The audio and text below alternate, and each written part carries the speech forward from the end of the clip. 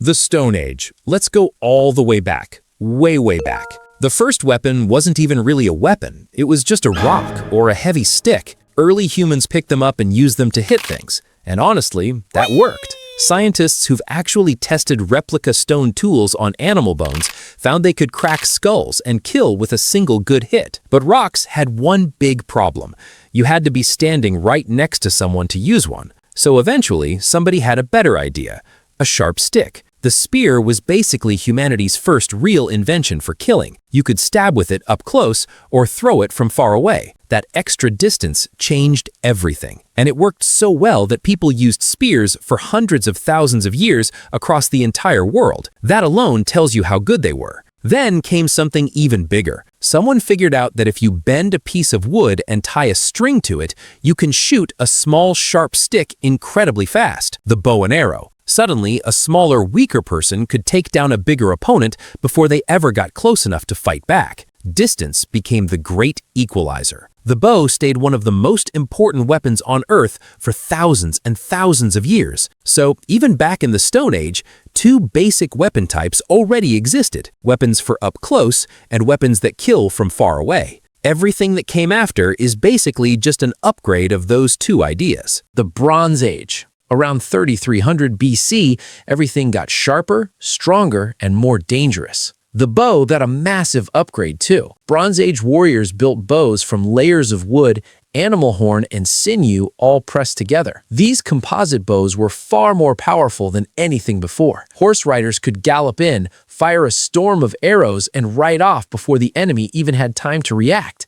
Speed, range, and power all in one. Nearly impossible to deal with. Metal also gave us the sword. The Egyptians had a curved bronze blade called the khopesh. Its curved shape could hook around an enemy's shield and cut in ways a straight blade couldn't. Swords became symbols of power and status. And then there were chariots. Imagine horse-pulled platforms carrying archers racing across a battlefield. At one battle between the Egyptians and the Hittites in 1274 BC, both sides together brought somewhere between 5,000 and 6,000 chariots. That's the biggest chariot battle ever recorded in history. Spears were still around too, now with metal tips. The Middle Ages. Most people picture the Middle Ages as knights in shining armor, castles, and honor. But what was really happening was a constant back and forth between better armor and better ways to defeat that armor. The English longbow was a terrifying weapon. Standing nearly as tall as a man, it could fire arrows that punched through metal armor at 300 yards away. At the Battle of Agincourt in 1415, a smaller English army of archers tore apart a much larger French force of armored knights. The arrows fell so fast and thick that the French never even made it to the English lines. Battle after battle during this period was decided by arrows before any hand-to-hand fighting even began. But then came castles. When the fight isn't in an open field, but behind thick stone walls, you need a completely different kind of weapon. Siege engines. The trebuchet was basically a giant sling on a frame. It could throw a rock weighing nearly 200 pounds over 600 feet with enough force to crack stone walls. Giant crossbow-like machines called ballistae could shoot heavy bolts accurately enough to hit a single soldier from 500 yards away. Then there's Greek fire. This was a Byzantine weapon unlike anything else of its time. It was a liquid that, when shot from tubes on ships, caught fire on contact with whatever it hit and kept burning even on water. The Byzantines kept the formula a complete secret, passing it only to a trusted few. Other nations tried desperately to copy it and never could. Nobody today knows exactly what was in it. The Gunpowder Era. It started in China with something called a fire lance. Basically a spear with a tube of gunpowder strapped to it. When you lit it, it sprayed fire and sharp fragments at anything nearby. Terrifying? Yes. Practical? Not really. It only worked within about 10 feet, but it was the direct ancestor of every gun ever made. By the 1300s, Europe had cannons, big, heavy, loud, slow metal tubes that launched iron or stone balls for about a mile. And here's the key thing those cannons did. They made castles pointless. For centuries, the whole idea of military power was build thick walls high enough, and you're basically safe. Cannons proved that wrong almost overnight. Then came handheld guns, the arquebus, then the musket. Slow to reload, sure, but a regular person with a few weeks of training could now kill from 100 meters away. You no longer needed years of training like a skilled archer. You just needed to point and pull. This shifted power from individual fighters to organized armies with enough money to make guns and bullets in huge numbers. World War I. Up until now, weapons changed slowly. Decades or even centuries passed between big shifts. That stops here. From World War I onward, weapons changed so fast that you have to look at individual wars instead of whole eras. World War I was a brutal wake-up call. Artillery, basically giant cannons firing explosive shells, caused more than half of all British deaths on the Western Front.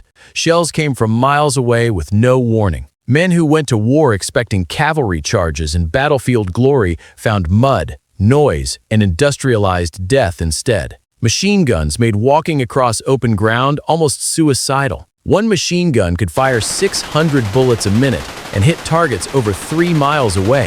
A handful of defenders with enough ammunition could stop an entire advancing army. That's exactly why the war dragged on for years in the same muddy trenches. And then came poison gas. Mustard gas burned skin, lungs, and eyes. It soaked into the ground and lingered for days. The U.S. Army alone suffered over 70,000 gas casualties. It wasn't always the most efficient killer, but it introduced a new kind of horror. World War II. If World War I made killing industrial, World War II made it mechanical and global. Weapons got faster, heavier, and able to strike far beyond any front line.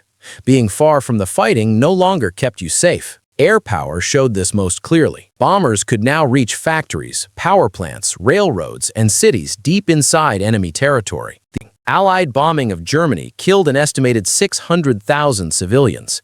In Japan, where cities were packed tightly and built mostly from wood, it was even worse. In one night in March 1945, a bombing raid on Tokyo created a massive firestorm that killed around 100,000 people and wiped out roughly a quarter of the city. Then came the atomic bomb.